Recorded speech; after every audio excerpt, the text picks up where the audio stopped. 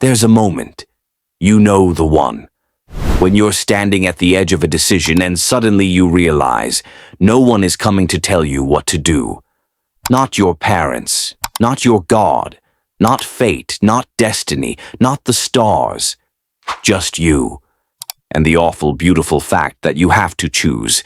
This is where Jean-Paul Sartre lived, in that crack between what is and what could be, in the space where a human being looks at their own reflection and sees not a finished thing, but a question mark. Paris, 1905. A boy is born into a world that still believes in essences, in blueprints, in the idea that somewhere, written in the fabric of reality, is the answer to what a human being is for. But Sartre grows up, and the world breaks open. 2 wars, millions dead. The occupation of France, German boots on Parisian streets, collaborators and resistors, and everyone forced to choose. Do I resist? Do I comply? Do I look away? And in that crucible, Sartre sees something. There is no essence guiding us, no divine hand, no cosmic script. There is only the choosing. He writes it down in 1943. In a book so dense it feels like philosophy wrapped in fog. Being and nothingness. And at its heart is this wild, terrifying claim. Existence precedes essence, which means you are not born as something. You are born. And then, through every choice, every act, every single moment you say yes or no or maybe, you become something. You write yourself into being.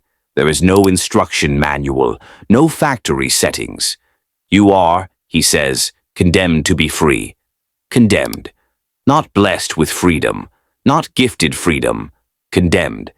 Because freedom, in Sartre's hands, is not a ticket to do whatever you want. It's a burden. A weight, the knowledge that you cannot not choose, that even refusing to choose is itself a choice, and that every choice you make is a choice you make for all of humanity, because in choosing you are saying this is what a human being should do. Let's sit with that. You wake up. You decide whether to get out of bed. You decide what to eat, what to wear, whether to speak or stay silent, whether to help or walk past, whether to love or close your heart. And Sartre says, in every single one of those moments, you are not just choosing for yourself. You are choosing what it means to be human. You are modeling existence. And you can't appeal to anything outside yourself to justify it, not God. Because Sartre is an atheist, and he says if there's no God, there's no one to write the rules, not nature. Because human consciousness is not a rock or a tree. It has this strange power to negate, to say no to what is, to imagine what could be. Not society, not your past, not your circumstances, because those are what he calls facticity, the brute facts of your situation. And yes, they limit you, they shape the context, but they do not determine your choice. You are always, in every moment, transcending those facts, projecting yourself into the future, creating who you are. And here's where it gets uncomfortable, because if that's true, then you are responsible. Totally. Absolutely. No excuses. You can't say, I had no choice. You can't say, that's just how I am. You can't say, society made me do it, or I was following orders, or it's not my fault. Because it is your fault. It's your response, your ability to respond, your responsibility. Sartre calls the attempt to dodge this bad faith mauvaise foi. Bad faith is when you lie to yourself, when you pretend you're a thing, an object, something fixed and determined, so you don't have to face the anguish of being free. The waiter who overperforms waiterness, pretending he is a waiter, not a free being choosing to act like one. The woman on a date who lets a man hold her hand but pretends not to notice, so she doesn't have to choose whether to accept or reject the advance. She just lets it happen, as if she were a passive thing. Bad faith is everywhere. It's in every, I can't help it. Every, that's just who I am. Every moment we hide behind roles, behind labels, behind the idea that we are something instead of someone choosing. But here's the thing, and maybe this is where Sartre's vision starts to crack under its own weight. Is it really true that we are that free? Neuroscientists will tell you that your brain makes decisions milliseconds before you're consciously aware of them. Marxists will tell you that economic structures shape your choices more than you'd like to admit. That the freedom to choose between 10 brands of cereal is not the same as freedom when you're working 3 jobs just to survive. Psychologists will tell you that trauma, that childhood, that the architecture of your mind, built long before you had words for it, limits what you can even imagine choosing. And feminists, post-colonial thinkers, will say, Sartre, you wrote this as a white man in Paris. And the freedom you describe sounds a lot like privilege, the privilege of having choices, of not being so crushed by systems that the very idea of radical freedom feels like a cruel joke. So maybe Sartre overstates it. Maybe freedom is not absolute. Maybe it's partial, situated, limited by bodies and histories and powers we didn't choose. Even if we grant all that, even if we say, yes, Sartre, you exaggerate, you ignore structures, you underestimate determinism, there's still something true in what he's pointing at. There's still that moment when you feel it, the weight of the choice, the moment when you realize you could lie or tell the truth.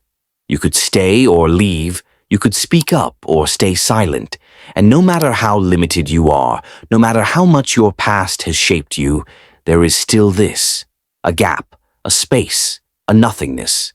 That's Sartre's word, where you introduce something new into the world, a negation, a possibility, a choice. Maybe that's what freedom is, not the ability to do anything, but the inability to be nothing. The fact that you are never just a thing, just an object, just a bundle of causes. You are always also a project, a poursoir, a for itself, a being that is always reaching beyond what it is toward what it could be, and that reaching, that gap between what you are and what you could be, that's where your freedom lives. Sartre wrote a play. No exit, 3 people trapped in a room. Hell, it turns out, forced to face each other and themselves for eternity. And the famous line, hell is other people. People misread it. They think he means other people are annoying. But what he means is, other people see you. They reflect you back to yourself. They hold up a mirror to the choices you've made, the person you've become. And you can't escape their gaze. You can't hide in bad faith when someone else is watching. Hell is being seen for exactly who you've chosen to be. So what do we do with this? Do we accept Sartre's vision? That we are radically free? That every moment is a moral moment? That we are always, in every choice, creating ourselves and modeling humanity? Or do we push back? Acknowledge the structures, the limits, the forces larger than us that shape what's possible? Maybe it's both. Maybe freedom is not absolute, but it's also not zero. Maybe you are not the author of the entire story, but you are the author of this sentence, this word, this breath. There's a kind of loneliness in Sartre, a cold, existential loneliness in the idea that no one can choose for you, that you are utterly, finally, alone in your freedom. But there's also something deeply human in it, because it says, you matter. What you do matters. Your choices ripple out into the world and change what it means to be alive. You are not a cog, not a puppet, not a statistic. You are a project, a becoming, a work in progress that will never be finished, because the moment you stop choosing, you stop being human. And maybe that's the gift, if we can call it that, of Sartre's philosophy. Not that it gives us answers, but that it refuses to let us off the hook. It says you cannot blame the universe. You cannot outsource your responsibility to fate or God or circumstance. You are here. You are alive. You are conscious. And that means you are condemned. Yes, condemned. To be free. to choose, to act, to become, even when it's terrifying. Especially when it's terrifying, because that terror, that anguish, is the price of being human. So here's the question, the one Sartre leaves us with, the one that echoes through every choice we make. If you are the author of your own essence, if there is no script, no blueprint, no divine plan, who are you choosing to become? And can you bear the weight of that choice?